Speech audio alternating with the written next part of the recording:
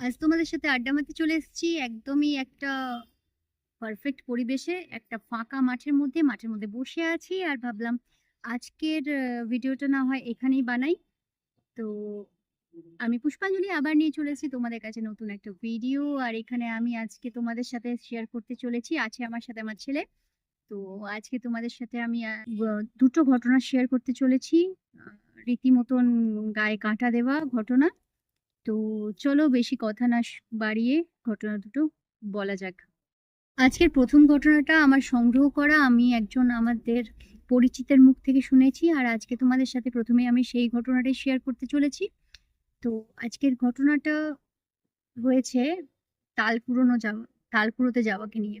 তো আমরা সবাই জানি আমার মানে গ্রামাঞ্চলে যে পুকুর পাড়ে তাল গাছ থাকে, আর সেই তাল কুড়াতে কিন্তু ভোরবেলা সকালবেলায় যেতে হয়।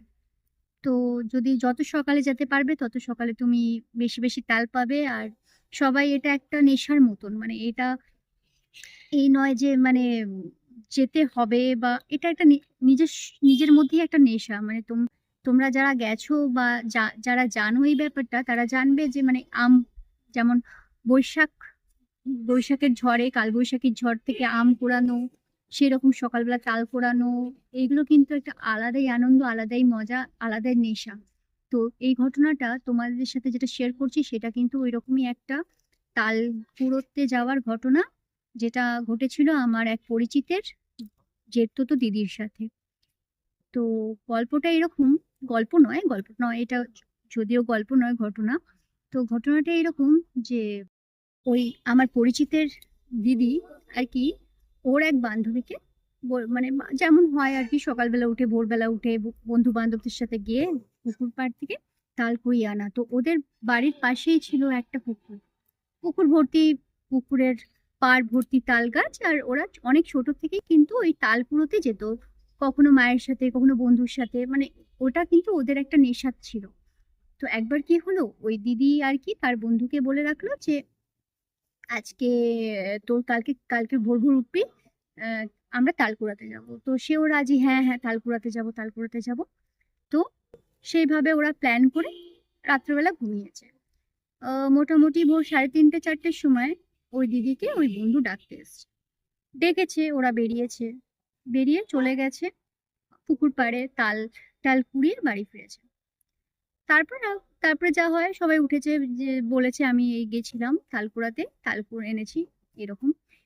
কিন্তু পরের দিন যখন ওই বান্ধবীর সাথে দেখা হয়েছে, তখন বলছে তুই তো অনেকগুলো তাল নিয়েছিস, আজকে তো তোদের বাড়িতেও পিঠে হবে, আমাদের বাড়িতেও তালের বিভিন্ন রকমের বিয়ে হচ্ছে।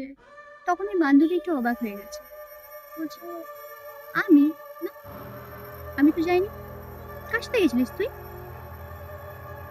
তখন ওই দিদি বলছে, এই কি বলছিস, আমি তোর সাথে সকালে ভোরবেলা উঠে গেলাম, তুই আমাকে 4টের সময়, 3:30 4টের সময় ডাকতে এলি, আমি ঘুম থেকে উঠলাম, গেলাম তোর সাথে তাল কুড়িয়ে আনলাম, বাড়িতে তালগুলো এখনো রয়েছে। তখন বলছে, না আজকে তো আমি ঘুম থেকে উঠতে পারিনি, আর যেহেতু ঘুম থেকে উঠতে পারিনি আমি তোর সাথে যাইও নি।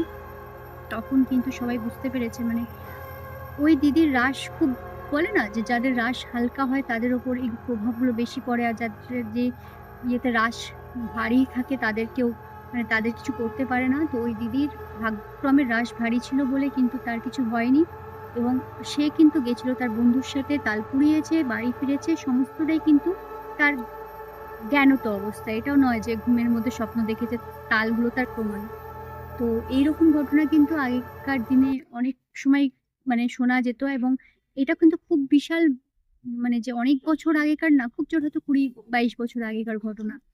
তো এরকম কিন্তু আমরা আমি শুনেছি, এবং এই গল্পটা শুনে কিন্তু সত্যি খুব ভয় লাগছে। মানে তুমি একটা চেনা একজনকার সাথে গেলে, তার সাথে গিয়ে ফিরেও এলে, তারপরে কিন্তু তুমি জানতে পারলে যে যার সাথে তুমি গেছিলে সে তোমার সাথে ছিলই না, তাহলে কে ছিল?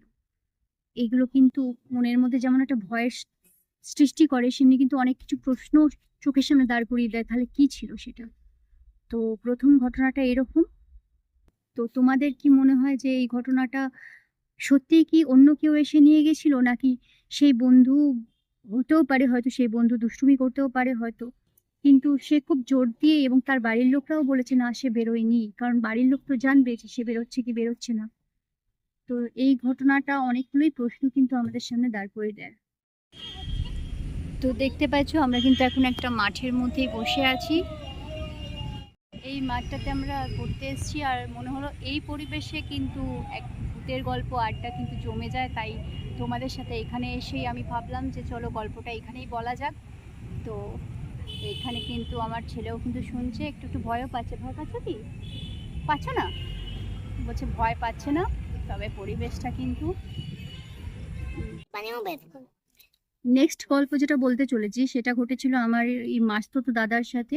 মানে আমাদের মধ্যে কিন্তু একটা, মানে আমাদের ভাই বোনেদের মধ্যে কিন্তু একটা যেহেতু আমি আগেও বলেছি, আমার অনেক গল্পে বলেছি যে আমার দিদার মধ্যে একটা ছিল যে মানে অতি প্রাকৃতিক বা এরকম একটা সেন্স ছিল যেগুলো কিন্তু তা সে অনুভব করতে পারতো, অনেক কিছু দেখতো, এবং সেই থেকেও কিন্তু আমরাও কিন্তু অনেক কিছু অনেক সময় অনুভব করেছি, অনেক কিছু দেখেছি।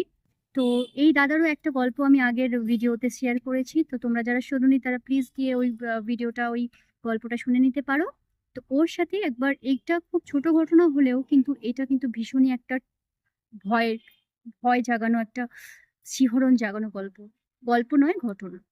তো একবার কি হয়েছে, আমাদের মামার বাড়ির ওপরের রুমে ও পড়তে বসেছে সন্ধেবেলা। তো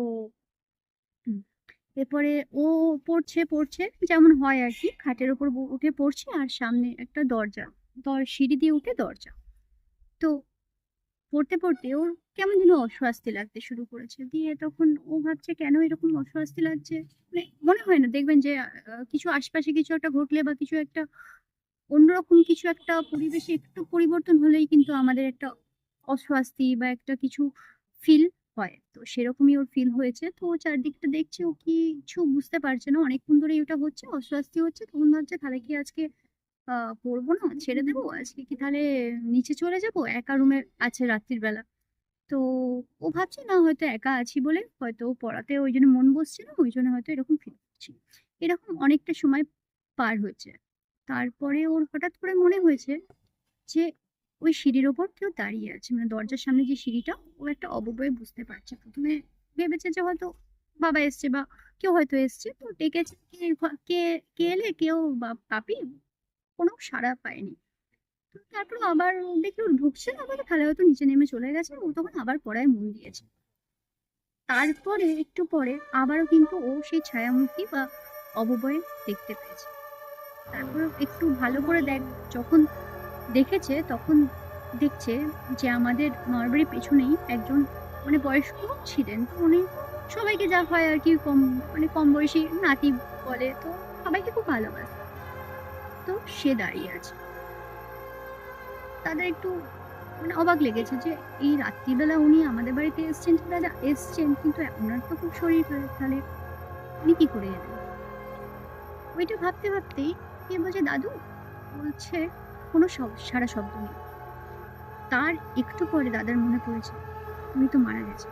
সেই মুহূর্তে কিন্তু মানে যেহেতু তখনও বেশি দিন হয়নি, ওর কিন্তু মাথা থেকে ওটা বেরিয়ে গেছিল যে উনি মারা গেছেন।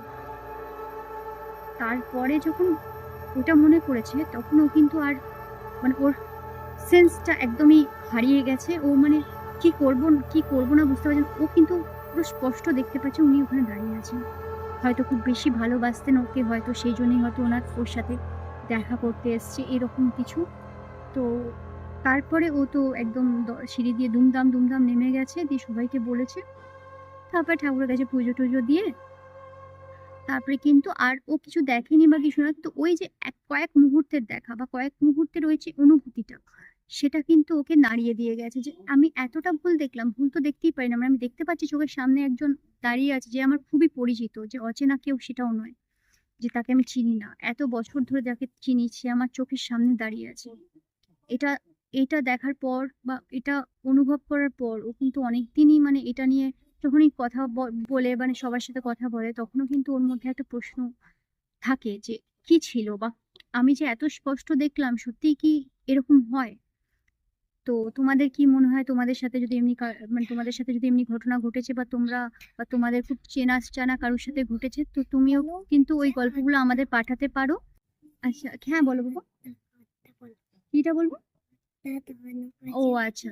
তো এরকমই তো তোমাদের কাছেও যদি গল্প থাকে তাহলে অবশ্যই আমাকে পাঠাতে পারো। আমার মেল আইডিটা আমি আমার কমেন্ট সেকশনে দিয়ে দেবো আর ডেসক্রিপশনে দিয়ে দেবো। আর তোমরা অবশ্যই করে আমার ভিডিওটা ভালো লাগলে লাইক করবে, শেয়ার করবে আর কমেন্ট করবে আর কি রকম গল্প বা মানে তোমরা দেখছি বেশি ভূতের গল্পই শুনতে ভালোবাসছো, তাই আমিও কালেক্ট করতে শুরু করে দিয়েছি। কালেক্ট করে করে এরকম গল্প তোমাদের কাছে নিয়ে হাজির হচ্ছি। তো আজকে এই পর্যন্তই, আবার দেখা হবে নতুন ভিডিও নিয়ে, নতুন গল্প আড্ডা নিয়ে। আজ এখানেই আড্ডা শেষ করছি। টাটা।